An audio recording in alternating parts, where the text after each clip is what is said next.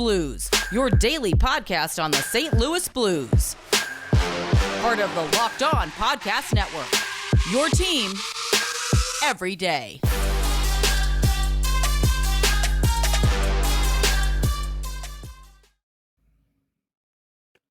Hello, everybody, and welcome back to another edition of the Locked On Blues podcast, part of the Locked On Podcast Network, and your number one source for daily Blues content. I'm your host, Josh Hyman, and I'm going to be taking you guys on a solo episode today in order to get this one out before game time tonight between the St. Louis Blues and Calgary Flames. But there's so much more to talk about in today's episode. Two big games over the weekend that I'm going to be getting into between the St. Louis Blues and the Seattle Kraken, where they won 5-0. And then last night between the St. Louis Blues and Vancouver Canucks, where they won 3-1. Sort of two different styles of games. I'm going to be getting into both of those, plus Ville Husso winning the second star of the week for the NHL, the goalie controversy between Jordan Binnington and Ville Husso, and so much more. It's going to be a crazy episode. Hopefully I have time to get to it all because, at the end, obviously, I do have to preview tonight's matchup between the St. Louis Blues and Calgary Flames. But before I get into any of that, I want to thank anyone and everyone out there who makes Locked On Blues your first listen every day. We are free and available on all platforms. All right. First things first, going to try to go in a little bit of a chronological order here before I get into the more broad scope of these past few games. The St. Louis Blues took on the Seattle Kraken in Seattle on Friday night after a few days off, after their 5-3 victory over the Nashville Predators. Coming into that game, the St. Louis Blues had scored 5 goals in each of their last 2 games, even though the first one was a loss to the Toronto Maple Leafs. So the offense was hot. Pavel Buchnevich was returning to the lineup, and the Blues did not hesitate to, jump on the Seattle Kraken early. Tyler Bozak got his second of the year a little over 5 minutes into the game, shorthanded.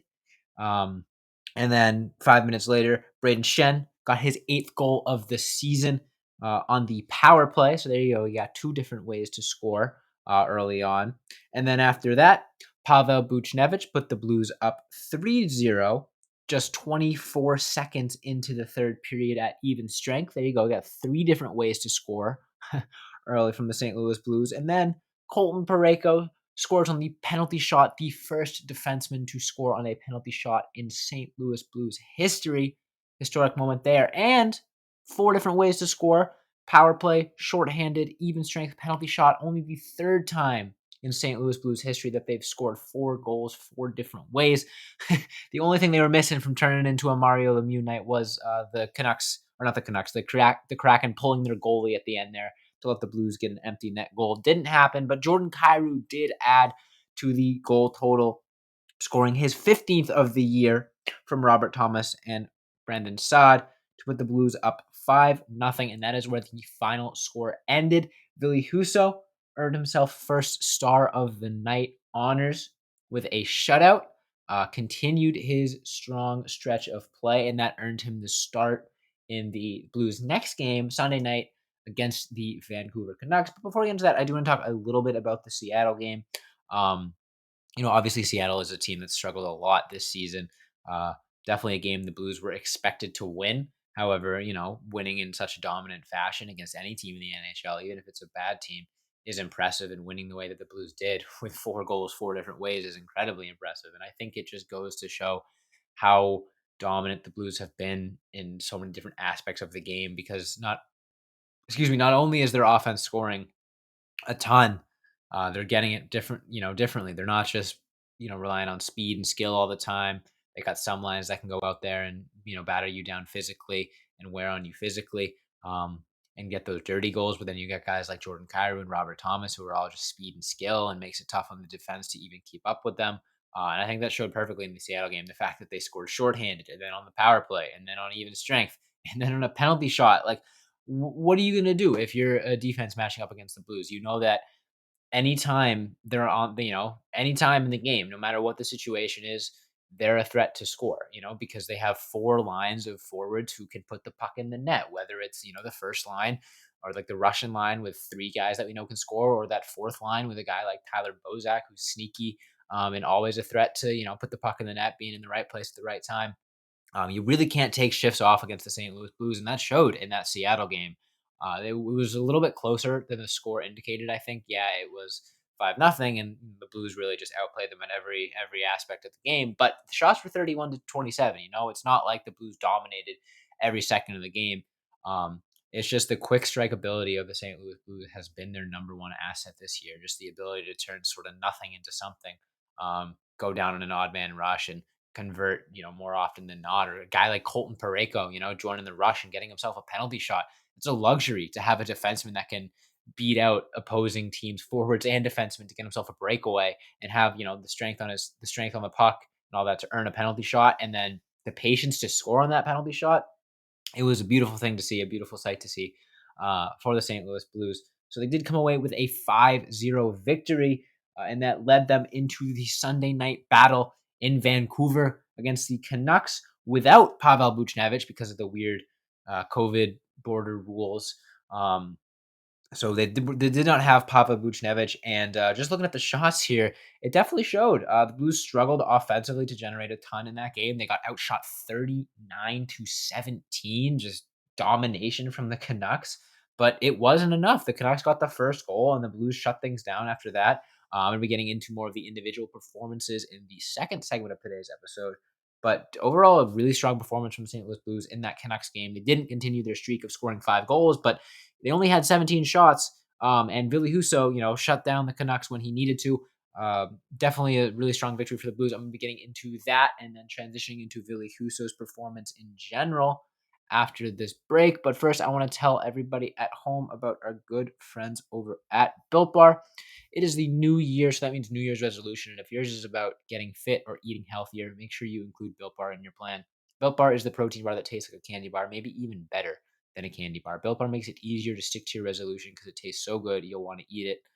Unlike other protein bars, which can be chalky, waxy, or taste like a chemical spill. You want to eat healthy, but it just gets so boring. By like week 3, you might be thinking, this is just not worth it. Where's the chocolate? Well, good news, Built Bars are covered in 100% real chocolate. Most Built Bars contain 130 calories, 4 grams of sugar, 4 net carbs, and 17 grams of protein. Compare that to a candy bar, which usually has around 240 calories, 30 grams of sugar, and dozens of net carbs. Here's an idea for the new year. Go to all your secret treat stashes at home, in the pantry, at the office, car, whatever. Throw them out, replace them with a Built Bar. Plus, there's so many delicious flavors to choose from, and Built is always coming out with new limited time flavors, so check Built.com often to see what's new. Go to Built.com and make sure you use promo code LOCKED15. That way you'll get 15% off your order. That's promo code LOCKED15 for 15% off at Built.com. And I'll be right back with the second segment of today's episode.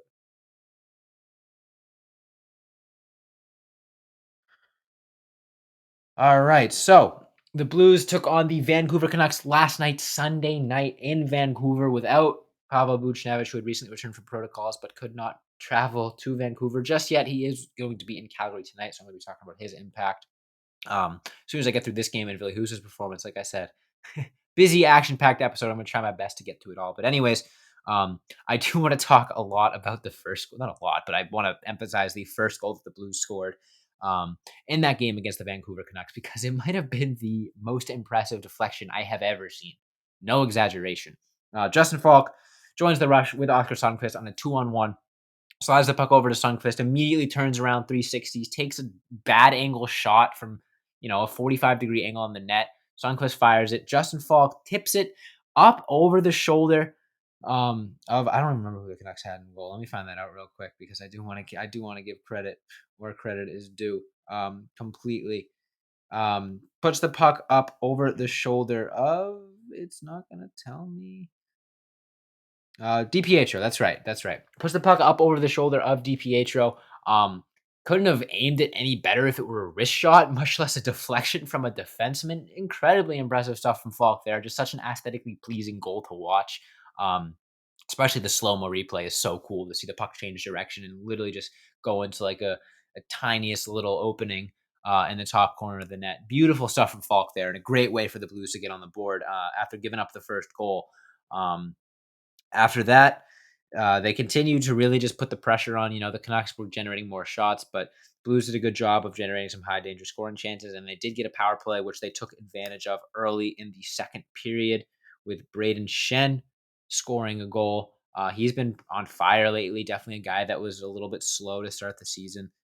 Came back from I want injury recently or COVID recently. I can't even keep track at this point.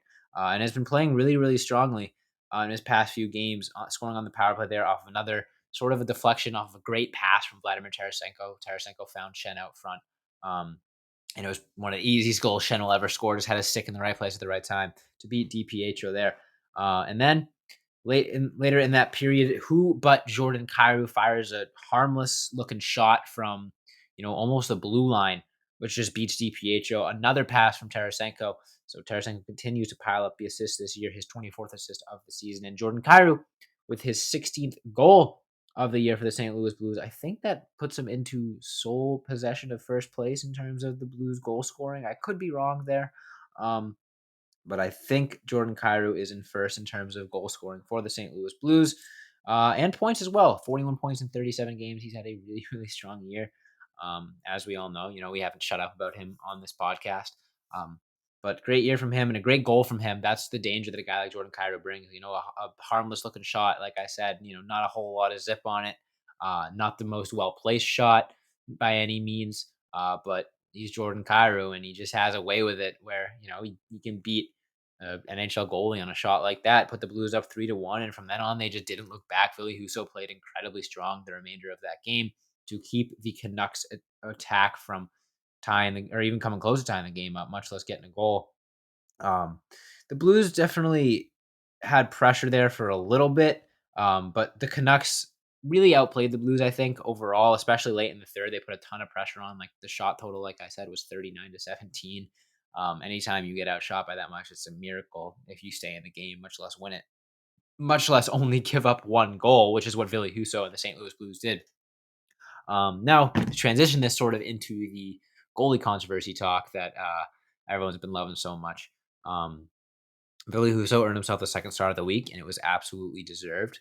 And one of the things I said was that I think the Blues play a little bit stronger defensively in front of Ville Husso. That was not the case in that Vancouver game. He had to work really hard um, for that win. I think I saw the total was he faced eight high danger scoring opportunities and only gave up one goal, which is a lot more than you should be allowing in an individual game.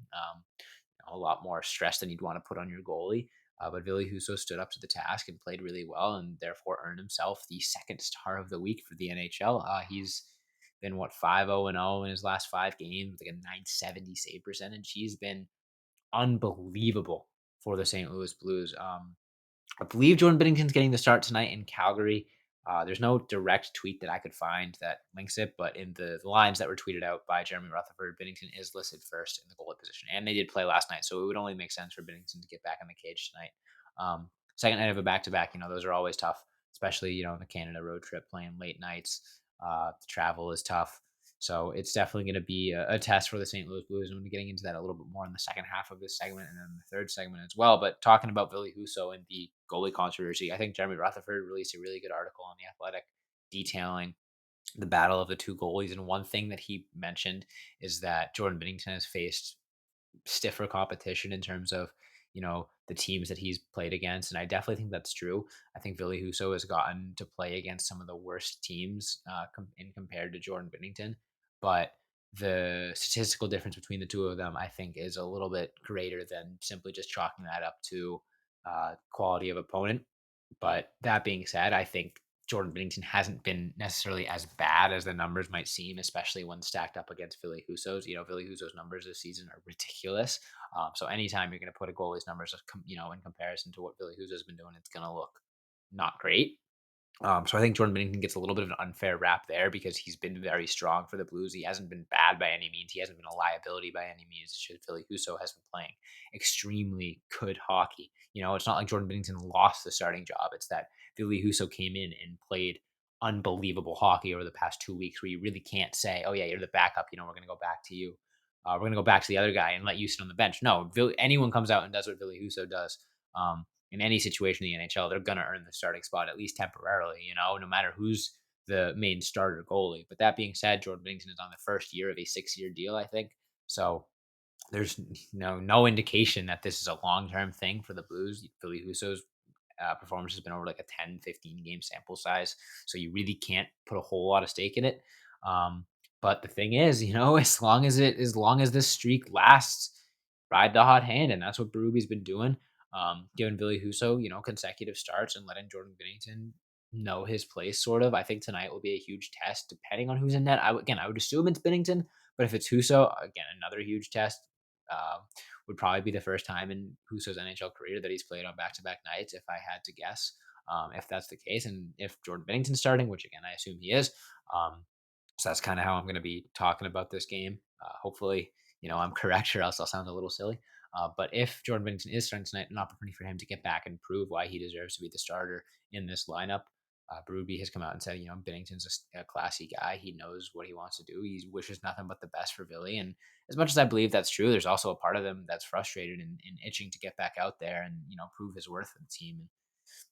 We saw what goalie controversies can do. It's a good motivating factor. And like I said, right now is sort of the first time that the Blues organization hasn't had Jordan Binnington be the guy since they called him up. And we know that that can be a motivator for him.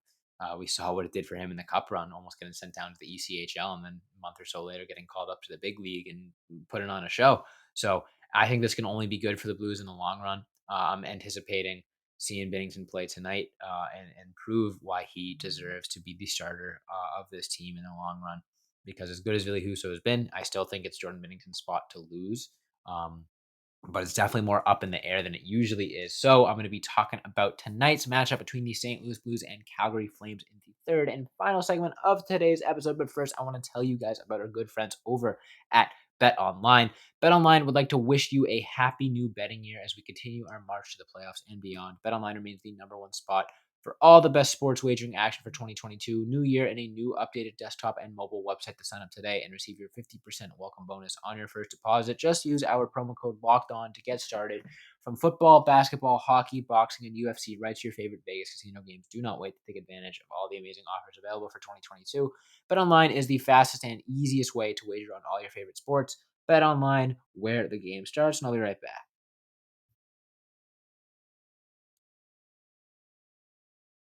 All right, so tonight at 9 p.m. Eastern Time, the St. Louis Blues are taking on the Calgary Flames in the first of two consecutive matchups between these two teams. The lines are, let me pull them up. The lines for the St. Louis Blues are Braden Shen, Ryan O'Reilly, David Perron, and then the second line is the Russian connection of Pavel Buchnevich, Ivan Barbashev, and Vladimir Tarasenko. The third line is Brendan Saad, Robert Thomas, and Jordan Kyrou. Oh my goodness, imagine that being your third line. Good stuff there. And then the fourth line, the line of grinders, Klim Kostin, Tyler Bozak, and Oscar Sundqvist. The defensive pairings look like Nico Mikkola along with Colton Parayko, Torrey Krug along with Justin Falk, Marco Scandella, and Robert Bortuzzo. And then obviously Binnington and Husso in net. Biggest storylines there are the return of Pavel Buchnevich again, as he played Friday night in Seattle, couldn't play last night in Vancouver, but now is eligible to play tonight against the Calgary Flames. He had a really strong game against Seattle. I kind of almost talked as if it was going to take him a little bit to get up to full speed, and he only took about a period before he got himself back on the score sheet again with a goal. So didn't miss a step there. I'm really excited to see him, come back into the lineup and not have to worry about, oh man, as much as I'm excited to play tonight, I got to miss the next game. So I think tonight he's going to be all in. Not saying he wasn't in the Seattle game, but getting a full speed Pavel Buchnevich is going to do wonders for this team. That Russian line has been so dominant, and like I was talking about earlier, Jordan Binnington getting the start, I assume. Is going to be interesting, as well, as this is, like I said, the first time in his Blues career where he's been, relegated to a backup role for a extended period of time. And we know he has a lot of confidence in himself and he puts a lot of pressure on himself. So I'm looking forward to seeing how he can, utilize that adversity that he's faced and channel that into a strong performance tonight against a Calgary Flames team that's been pretty good this season.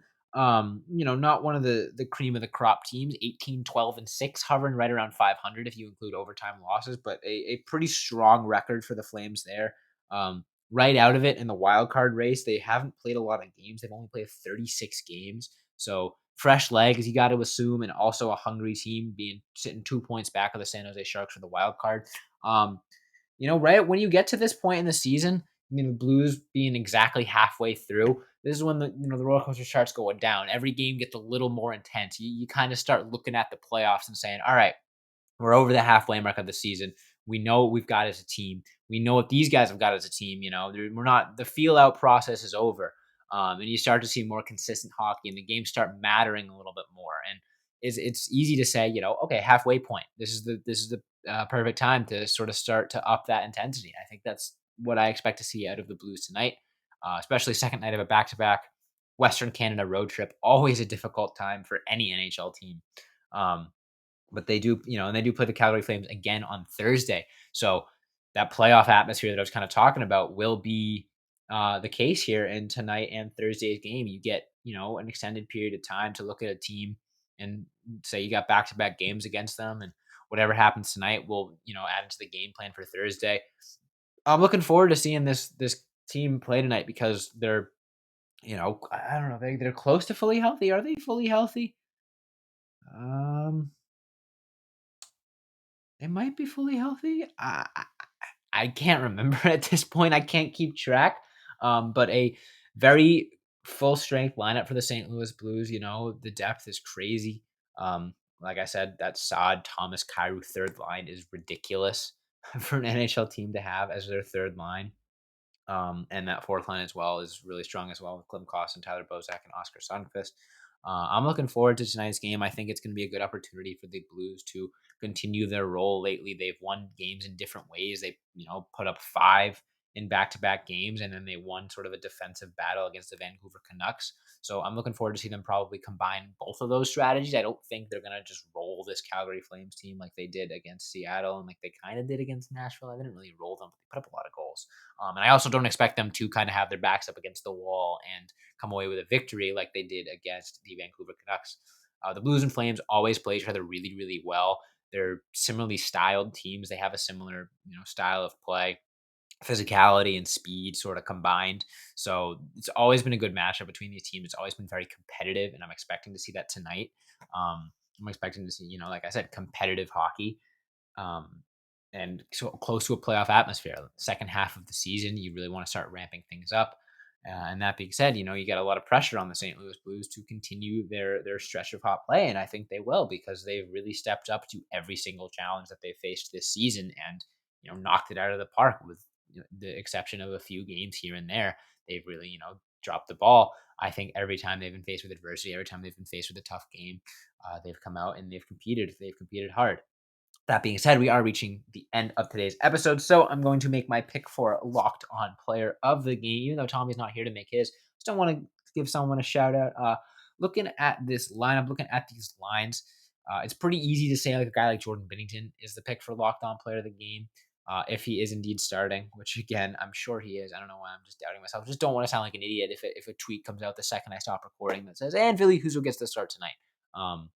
But Jordan Binnington would be a pretty easy pick. I'm not going to go with that because I kind of spent the whole episode talking about why tonight's a big game for him. Looking at this lineup, I picked Buchnevich last game. I'm not going to go with him again. I'm going to go with a guy that I think has had a underrated season. We've talked about him a lot on this podcast as sort of underperforming, but I still think he's been a very strong player for the St. Louis Blues, and that is David Perron. David Perron is a veteran on this team, one of the oldest guys in the club.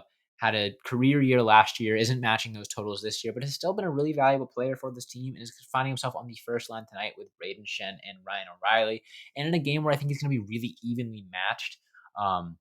I think it's going to come down to the depth of the St. Louis Blues uh, when it comes to producing offense. And it's really easy if you're the Calgary Flames to look at the second and third line and say, okay, Buchnevich, Barbashev, Tarasenko, tons of skill on that line, got to shut them down.